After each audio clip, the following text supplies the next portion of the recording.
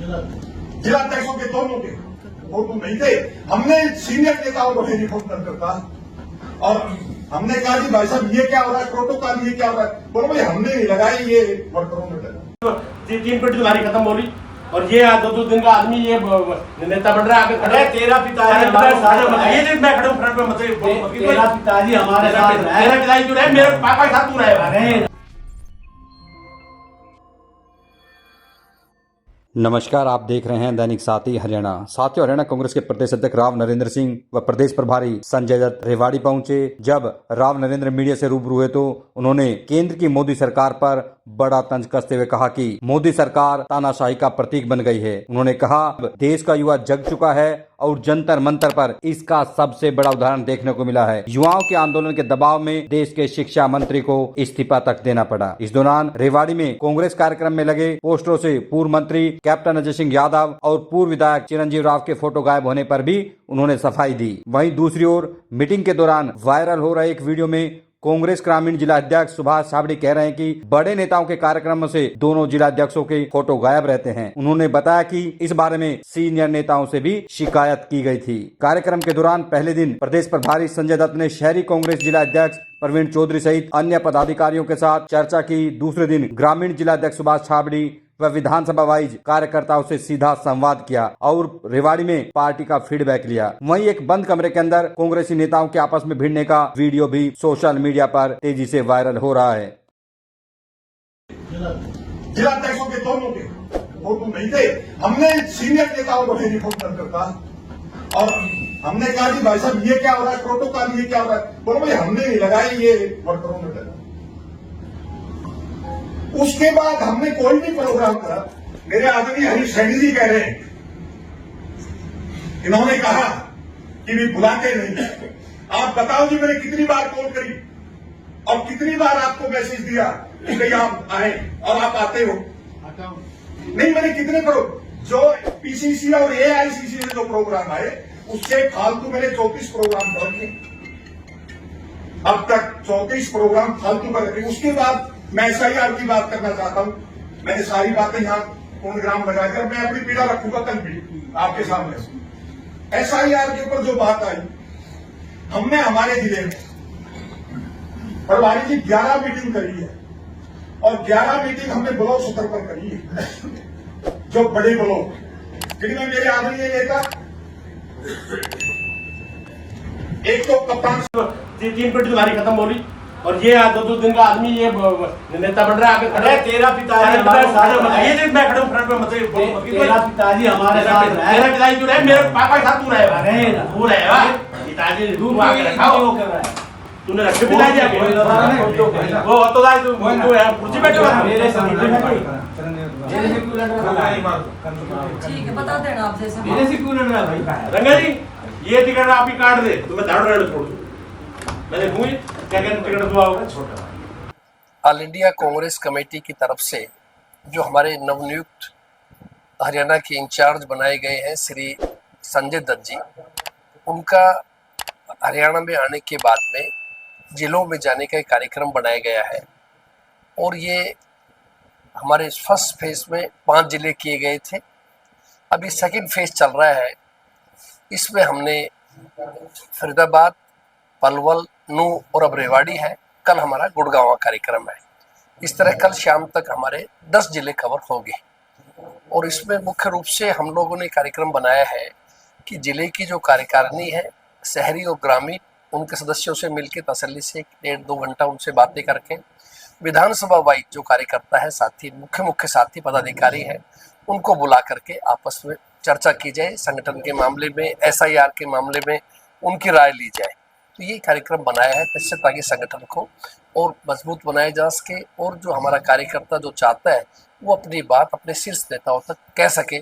इसके लिए हमने कार्यक्रम बनाया जो बहुत ही एक सफल और अच्छा कार्यक्रम रहा है। इससे सभी जिन जिन जिलों में हम गए उन साथियों में अच्छी ऊर्जा का संचार हुआ है।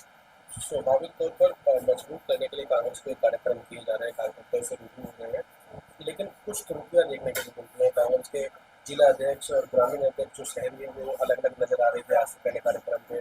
कुछ बैनर्स ऐसे लगे वो भी आजकल चर्चा का विषय है शहर में, राजनीति में।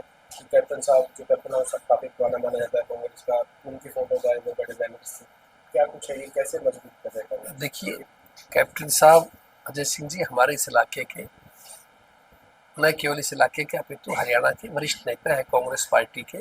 राष्ट्रीय स्तर तक भी उनको जिम्मेदारी उनके पास रही है। रेवाड़ी से भी शायद 6 बार उनको मौका मिला, प्रदेश से मंत्री रूप में भी रहे।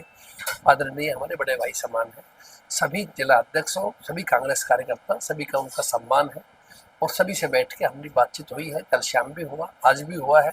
सभी एक है इस मामले में, एक होकर चल रहे हैं और पार्टी को सबका लक्ष्य एक ही है कि कांग्रेस पार्टी को मजबूत बनाया जाए। बड़े बड़े होर्डिंग से जो फोटो होती है वो गलतियां है या क्या कुछ हो?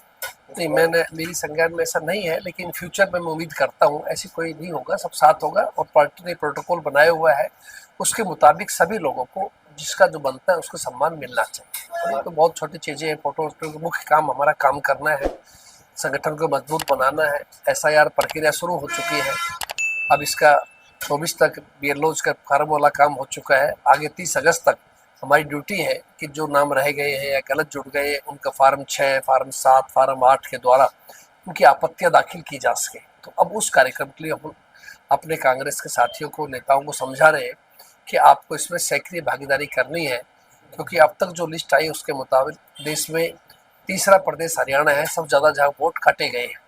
तो इसलिए हमारी ड्यूटी बनती है सही वोट नहीं कटने चाहिए और गलत वोट नहीं जुड़ने चाहिए। ये भी हम साथियों से डिस्कस कर रहे हैं। हाल ही में नगर परिषद चुनाव हुए थे रेवाड़ी में, उसके बाद भी नजर आया था मतभेद, शहरी अध्यक्ष ने शिकायत तक की थी, पर आपको संज्ञान में भी रहा होगा, क्या कुछ चल रहा है उसके ऊपर? कांग्रेस एक परिवार है, बड़ा परिवार है, पुराना परिवार है। छोटी मोटी शिकायत के साथियों को आपस में हो सकती है, इस प्रकार कोई ऐसी बात नहीं है, सब बैठ के हल हो गई है। कुछ प्रॉब्लम होगी तो हो जाएगी, ऐसा कुछ नहीं है। सबका लक्ष्य एक ही है कि मौजूदा 12 साल से देश में, प्रदेश में जो भारतीय जनता पार्टी की सरकार है, जो वायदे करके आई, कोई वायदा पूरा नहीं किया, ना युवा छात्रों किया, ना बेरोजगारों किया, ना किसान भाइयों का किया, तो लोग निराश हैं। और अभी हाल ही में जो घटना घटी नौजवानों के साथ जंतर मंतर के ऊपर, उससे पूरे देश के अंदर एक बड़ा संदेश है और केंद्रीय शिक्षा मंत्री ने इस्तीफा भी देना पड़ा। नीट की परीक्षा आपके सामने कैंसिल हुई, 22 लाख विद्यार्थियों ने परीक्षा दी थी, करोड़ों परिवार इससे जुड़े हुए रहे, 21 से अधिक छात्रों छात्राओं ने आत्महत्या कर ली। बड़ा गंभीर विषय था। खुद हमारे नेता विपक्ष श्री राहुल गांधी जी ने प्रधानमंत्री आवास के सामने धरना देना पड़ा, उनके खुद दुर्व्यवहार किया गया उनके सामने, लोकसभा में उनको बोलने नहीं दिया जा रहा। तो ये सब चीज़ें कोई लोकतांत्रिक व्यवस्था नहीं, तानाशाही का प्रतीक है। जनता सब देख रही है। आने वाले समय के अंदर मैं समझता हूँ जनता इन चीज़ों का सही जवाब देगी। जंतर मंतर की आपने चर्चा की, जंतर मंतर पर दोबारा युवा जाने की बात करें कि जो मामले दर्ज हुए हैं वो वापस नहीं लिए जा रहे हैं। अब कोई भी अगर वादा खिलाफी की जाती है तो मैं समझता हूँ बहुत ही गलत बात है। अगर सरकार ने वायदा किया था, उनसे बैठ के बातचीत के दौरान में सभी केस वापस होंगे और हमारा भी कांग्रेस का जो 3 हमारी मुख्य मांग थी, सबसे पहले केंद्रीय मंत्री, शिक्षा मंत्री धर्मेंद्र प्रधान इस्तीफा दें। दूसरी, पार्लियामेंट चल रहा है, इस पर पूरा टाइम मिलना चाहिए इस पर आर्गूमेंट करने का। और तीसरा, जिन छात्रों के ऊपर झूठे केस बनाए गए हैं उन केस को विड्रॉ करना चाहिए, वापस होना चाहिए। ये कार्यक्रम हमारी कांग्रेस का लिस्ट में था। तो अब भी अगर छात्रों का नहीं हुआ है, जिस प्रकार सूचना आ रही है, तो निश्चित रूप सरकार चाहती नहीं इनको को रिलीफ देना। सरकार जानबूझ करके ऐसा माहौल पैदा करना चाह रही है जो देश हित में नहीं है। प्रधानमंत्री भी लगातार लाइव आ रहे हैं, बार एक रात तक लाइव आते हैं, युवाओं को संदेश देना। प्रधानमंत्री जी को चाहिए कि ऐसी चीज़ें ना हो। उनके कार्यकाल में 152 बार पेपर लीक हुए हैं और अफसोस की बात यह कि एक भी व्यक्ति को सजा नहीं हो पाई है। तो ये बात साबित करती है कि आपकी प्रशासनिक सिस्टम फेल हो चुका है पूरी तरह से। केवल आप सोशल मीडिया के माध्यम से कब तक लंबे समय तक लोगों को बेवकूफ़ बनाएंगे, कब तक गुमराह करेंगे। अब देश की जनता जागरूक हो चुकी है और खासतौर से युवा जो जैन जी कहलाते हैं सड़कों पे आ चुके हैं। तो सरकार को अंततः बात माननी पड़ेगी। प्रदेश के अध्यक्ष हैं, कॉमनवेल्थ में दबदबा हरियाणा दिखा रहा है, गोल्ड मेडल, सिल्वर मेडल लगातार हरियाणा के बच्चे दे रहे हैं।